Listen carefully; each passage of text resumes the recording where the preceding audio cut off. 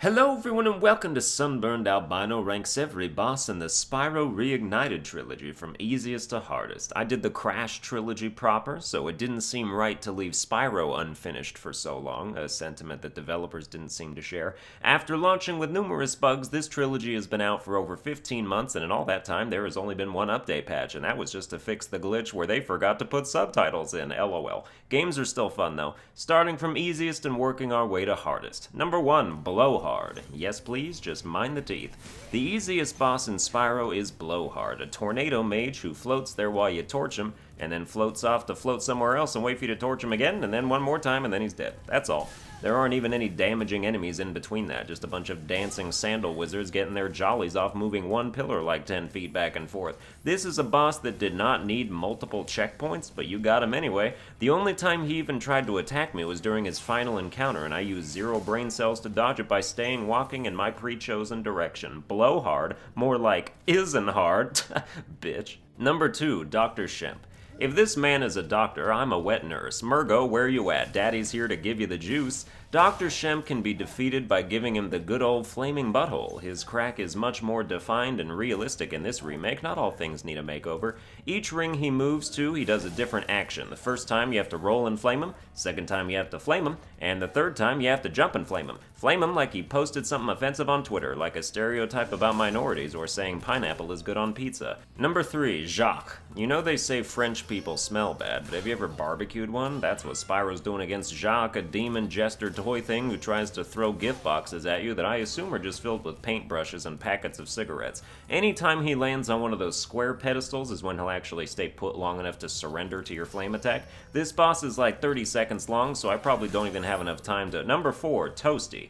This is where the Reignited Trilogy gets weird with the bosses, because they both neutered and buffed this one. In the original, you had to flame the dogs once, then roll to the side of their half-baked body slam, and then flame them again to kill them. In this game, you can breathe fire more rapidly, so you just have to spam it in their general direction and kill everything. But also, if you try to do the old way of rolling, the dogs track you in midair when they jump, so you'll still get hit half the time, and that's a load of bullshit. So don't. Just spam. Just spam and eggs your way through this whole encounter and it's over in a snap. Number 5, Metalhead. Yeah, the Spyro 1 bosses are pretty much all the easiest, since 2 and 3 actually start giving them health bars and phases. I feel like Metalhead is harder in this remake. It seems like his Tesla things are vulnerable for less time and they switch more rapidly so you can actually get hit by them in their electrified states. But you still don't even have to pay attention to what the boss is doing. I turn my camera completely away from him sometimes. I don't care, go be out of frame while I kill you.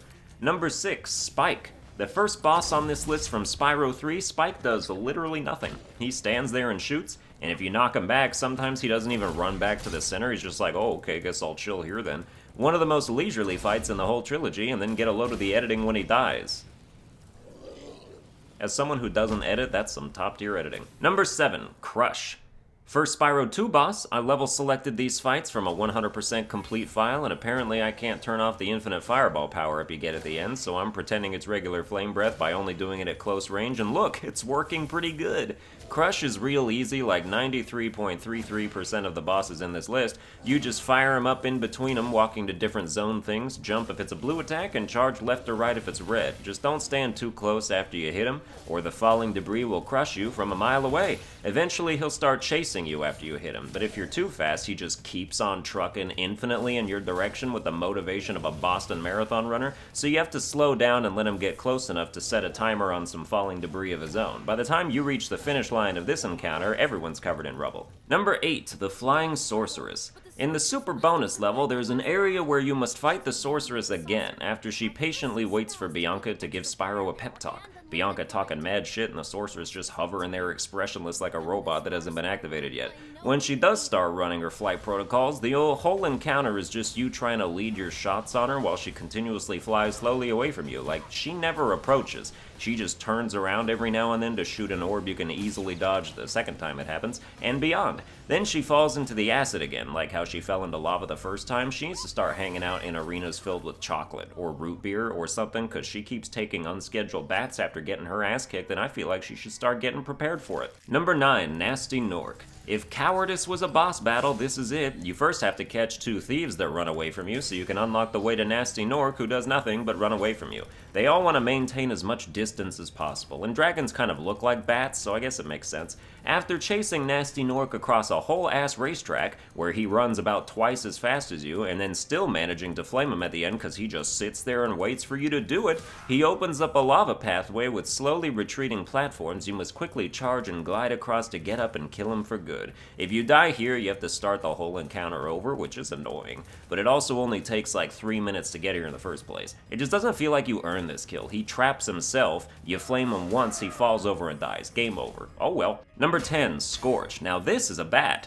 Scorch has a force field that conveniently turns off for no reason every time he starts moving, which is when you have to fire the projectiles Bentley magically whirls out of his ice club. If I was Scorch, I feel like I would focus fire on the dude supplying my enemy with all of his ammunition, but nope, even the minions he spawns out of eggs don't give a shit about Bentley. He could at least crush some of them, or am I really meant to do everything while he just acts like my zookeeper during feeding time? Scorch spends most of the time just lobbing fireballs onto the stage that are real easy to not get hit by, and then circling the arena. Like, why? It's a flat stage. You're not getting a better vantage point by flying to the left a little. I'm just gonna turn with you. Is he trying to get a sneak attack? You're too big, dude. I see you very easily. Scorch sucks, but you might get hit by some of his minions, especially the TNT riders if you happen to have a green missile in your mouth. I guess Spyro and Princess Daisy have a lot in common. Number 11, Buzz. I just get hit a lot because I'm impatient. You have to charge Buzz over and over to knock him into the lava, where Sheila the kangaroo follows up with a foot stomp to do the actual HP damage, which is weird. What do you think hurts more, sinking into molten lava or getting kicked in the head? But as you keep hitting him, he starts to surround himself with a ring of fire, and I just want to like jump and charge through it, but it doesn't work. So I keep doing it because I'm a fast learner. Also, this fight started glitching out because we're playing Spyro 3, and it's an unfinished game, and when Buzz would get knocked into the lava, Sheila was nowhere to be found, but he would still act like he got hit by a stomp attack. I stopped recording the footage right after the boss died, but if I had waited like 5 seconds, you would have been able to see Sheila hopping in place, perpetually stuck in midair. Also, here's another example of the game looking hella polished after you kill a boss. Tremendous. Number 12, the Sorceress. This lizard got some hard skin. She getting bombarded with cannonballs, fireballs, laser shots, barely taking any damage. After you hit her once, she kind of auto-cancels whatever vehicle you're in by just running up to it and demolishing it. She's a big boy. She's a burly, buff man with a tough hide, and the egg she's got lodged in her scepter that she keeps banging on the ground is going to end up scrambled by the time we rescue it. If you're lucky, you can get 2 hits in with the flying saucers that start spawning, but for the most part, it's best to get 1 hit and then just jump out before she charges you like a monster. Also, it's a Spyro 3 boss, so let's see how stupid the death transition is.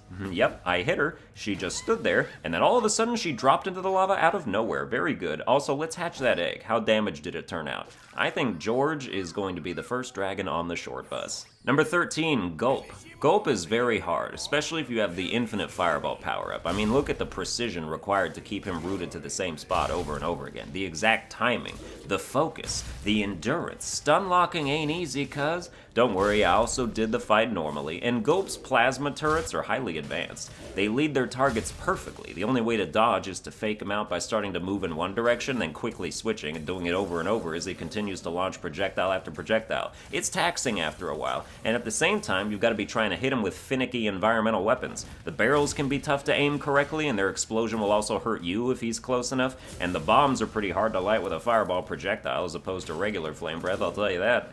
I miss the old Gulp. He was dim-witted and friendly looking. This one's just mean, no appeal to speak of. Number 14, Ripto. The hardest boss in the Spyro Reignited Trilogy is Ripto of Ripto's Rage, which is also the longest, with the most different phases and some of the most competent AI. Hunter is flying over the battlefield, doing his best to help Ripto kill you by dropping as many orbs directly up his ass as possible, while you have to scrounge for what little you can find. Build up 3 and you'll get a power-up to hit Ripto a few times with. If he builds up 3, he gets access to attacks that are actually hard to dodge and can mess you up. This is all happening while he shoots fireballs at you that are pretty good tracking. You have to bait their direction like with Gulp's turrets. After Ripto's first health bar goes, a robotic Gulp comes back to help his master by making him slower at picking up orbs, which is lovely. You can often steal orbs he's already close to just because he inspects them for so long before he decides to eat them. Finish this phase and we move on to a flying section where fodder is no longer accessible, so you better watch your health. But this part plays out like the second Sorceress encounter, where you can just spam fireballs at him and dodge his orb shots, although Ripto has more invincibility frames after every hit, so you can't cheese him as much. Nothing in Spyro is particularly hard, except those twin dragons in that one ninja mission, and that goddamn trolley, and that bomb escort mission in the Haiku level, and that alchemist escort mission in the Scotland place, and anytime you have to rapid swim after an egg, and also Bentley sucks at boxing, and trying to get Sparks to pick up gems in the Spyro 3 remake, but Ripto is a pretty cool last boss, and you have to actually pay attention to what you're doing, so that's neat. And that's gonna do it for this boss ranking. I hope you enjoyed it. If you did, you can like, share, and subscribe. I got other boss rankings and other types of videos all over the place, so stick around, follow me on Twitter at Sunburned Albino, and I will see you guys next time.